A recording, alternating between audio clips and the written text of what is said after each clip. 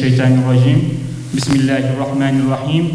Elhamdülillahi Rabbil alemin. Ve salatu ve selamu ala seyyidina Muhammedin ve ala alihi ve sahbihi ecmain.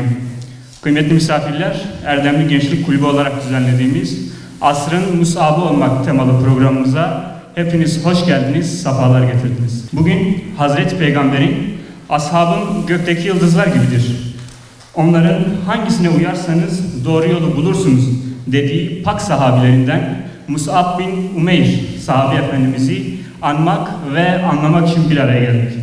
Rabbimizden bu buluşmamızı hayırlara vesile kılmasını niyaz ediyoruz. Şimdi müsaadenizle programımızın akışını sizlere arz etmek istiyorum. Programımıza kelamların en yücesi olan Kur'an-ı Kerim tilavetiyle başlayacağız.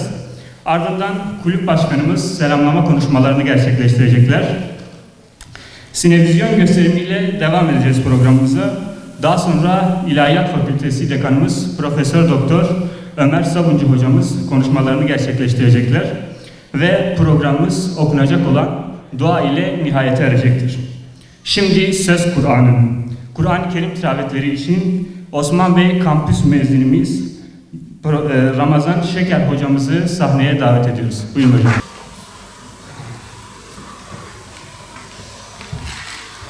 أعوذ بالله من الشيطان الرجيم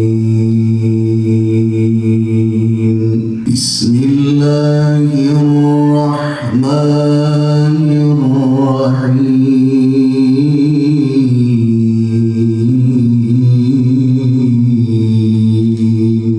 لقد كان لكم في رسول الله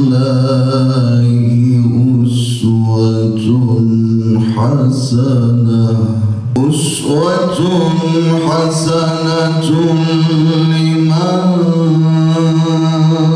كان يرجو الله واليوم الآخر وذكر الله كثيرا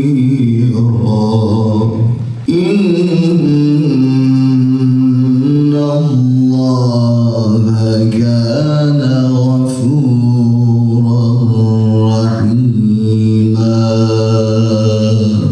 صدق الله العظيم سبحان ربك رب العزة عما يصفون وسلام على المرسلين والحمد لله رب العالمين الفاتحة Euzubillahimineşşeytanirracim. Bismillahirrahmanirrahim.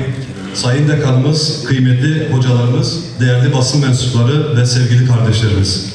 Öncelikle hepiniz hoş geldiniz, sefalar getirdiniz. Bugün burada İslam'ın ilk nesli, Resulullah'ın en yakın dostları, Kur'an'ın canlı tefsiri, imanın bedelini gözyaşı ve kanla ödeyen ashab-ı kiramı anlamak ve onların izinden gidebilmek için bir araya geldik.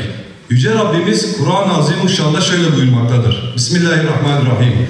وَالسَّابِقُونَ الْاَوَّلُونَ مِنَ الْمُهَاجِرِينَ وَالْاَنْصَارِ وَالَّذ۪ينَ تَبَعُوهُمْ بِإِحْسَانٍ رَضِيَ اللّٰهُ عَنْهُمْ وَرَضُوا عَنْهُ وَاَعَدُّ لَهُمْ جَنَّاتٍ تَجْرِي تَحْتِهَا الْاَنْهَارُ خَالِد۪ينَ ف۪يهَا أَبَدًا ذَٰلِكَ الْفَوْزُ الْعَظ۪يمُ.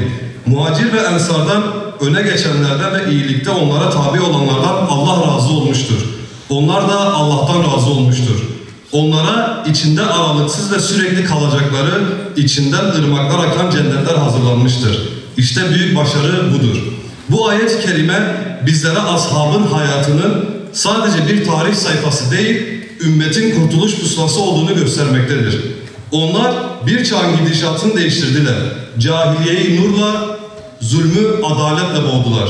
İnsanları kula kulluktan Allah'a kul olmaya, batıl düzenlerin sömürüsünden kurtarıp İslam'ın adaletine kavuşturmaya ve dünyanın darlığına karşı ahiretin genişliğine davet ettiler. Onlar imanı sadece dille değil, kalple ve amelle yaşayan kimselerdi. Onlardan kimi İslam davası uğruna hicret etti, kimi bu uğurda ailesini feda etti, kimi de malını, canını cennet karşılığında Allah'a sattı.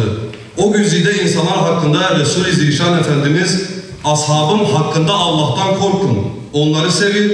Zira onları seven beni sevmiş olur.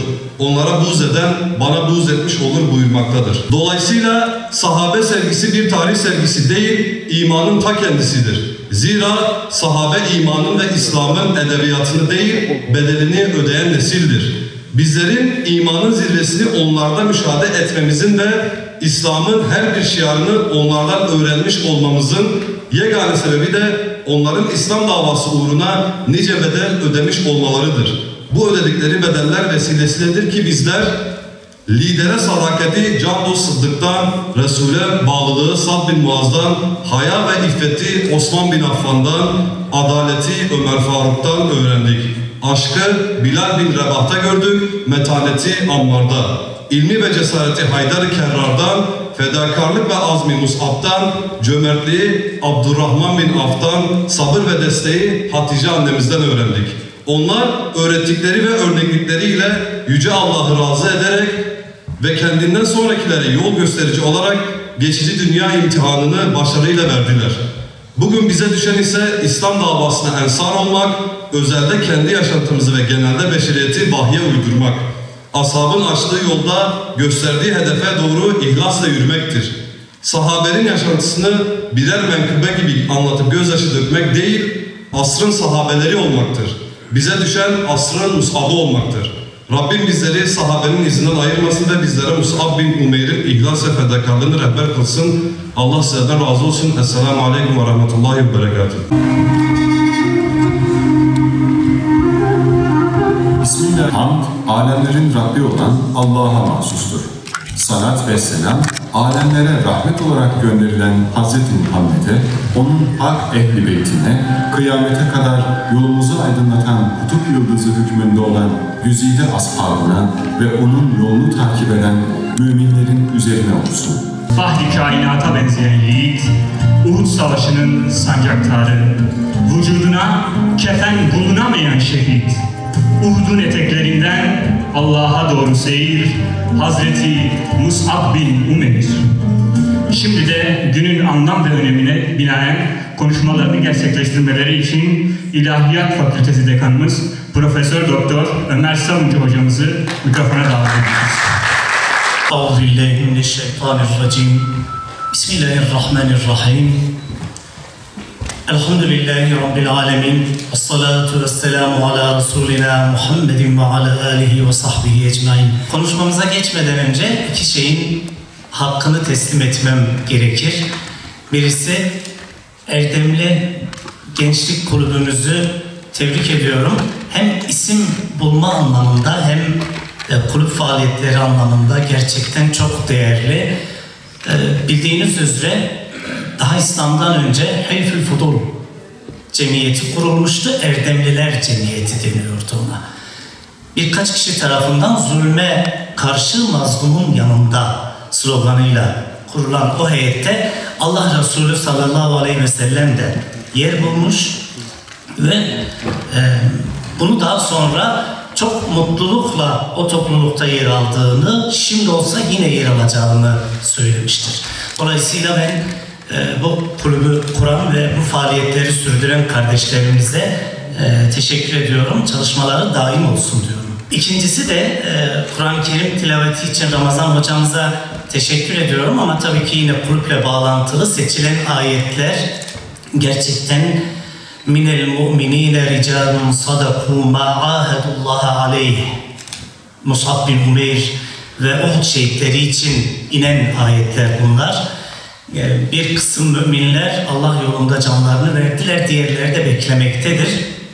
Bu ayetlerin de seçilmesi hakikaten çok önemliydi ve duyguluydu. O anlamda da hem Ramazan hocamıza hem de bu ayetleri seçen kardeşlerimize teşekkür ederek öyle iki anekdotla sohbetimize başlamış olduk. Bilmiyorum, bu benim konuşma süremden sayılır mı, sayılmaz mı Selim hocam, ne diyorsun? Sayılmaması lazım, ben de o görüşteyim. O zaman her hayrın başı Besmele'yi bir kez daha çekerek esas konumuza geçelim. Bismillahirrahmanirrahim. Değerli öğrenciler, kıymetli kardeşlerim, İslam'ın ilk dönemlerinde iman edenlerin büyük bir kısmını sizin gibi gençler oluşturuyordu. Bu çok değerli bir şey. Gençliğinizin kıymetini bilin. Allah Resulü 5 şey gelmeden önce 5 şeyin kıymetini bilin hadis-i şerifinde, yaşlılık gelmeden önce gençliğin kıymetinin bilinmesini de beyan buyuruyor.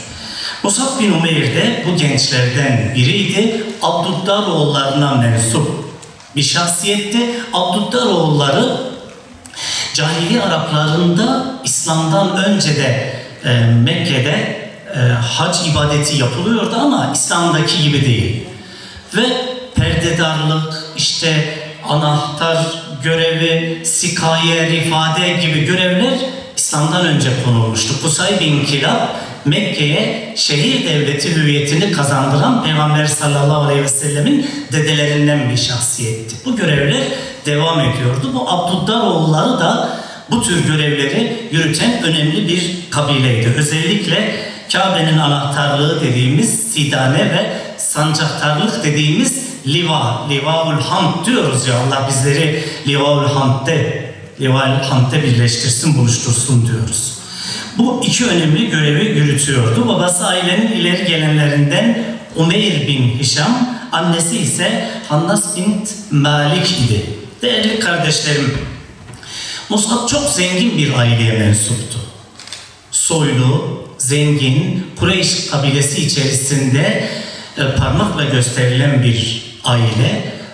Dolayısıyla varlık olarak da Mekke'nin en varlıklı bir ailesiydi. Baktığımız zaman Musab en pahalı elbiseleri giyer, en güzel kokuları Yemen'den ve dışarı ülkelerden gelen en güzel kokuları sürünür.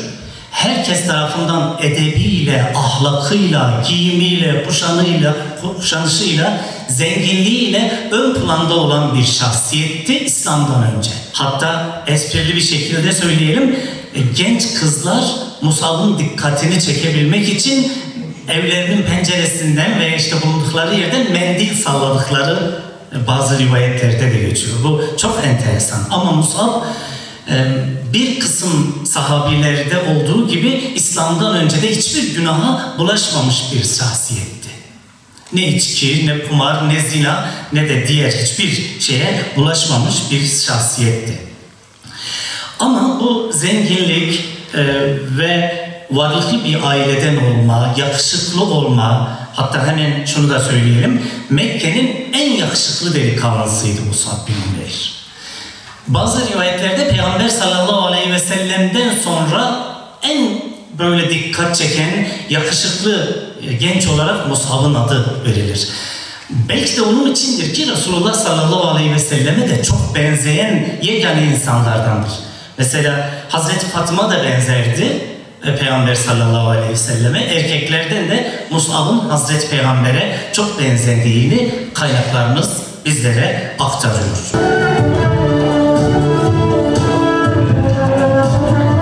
Mineşşeytanirracim. Bismillahirrahmanirrahim. Ya Rab, kalplerimizi imanla, dillerimizi hakikatle, ellerimizi hayırla meşgul eyle. Bize Musab bin Ümeyr gibi imanı uğruna her şeyini terk edebilen bir yürek nasip eyle.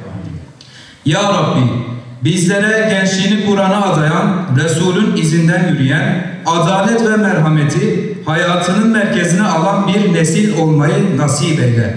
Ya Rab, bugün Gazze'de bombalar altında imanla direnen, Doğu Türkistan'da inancını korumaya çalışan, Sudan'da savaşın ve açlığın içinde sabırla duran kardeşlerimize yardım eyle. Mazlumların gözyaşlarını sil, yüreklerine huzur, topraklarına özgürlük ihsan eyle.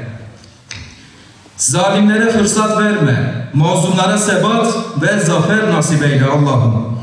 Bizleri de onların acısına kayıtsız kalmayan, yeryüzünde iyiliği yayan, zulme karşı duran, vicdanı diri, kalbi ümmetle atan kullarından eyle. Ya Rabbi, bu çağda Musab gibi bir duruş sergileyebilmeyi, imanın izzetini ve mücadelenin onurunu kuşanabilmeyi bizlere lütfeyle. Hayatımızı Kur'an'la, ahlakımızı peygamberle, yönümüzü senin rızanla süslemeyi nasip eyle.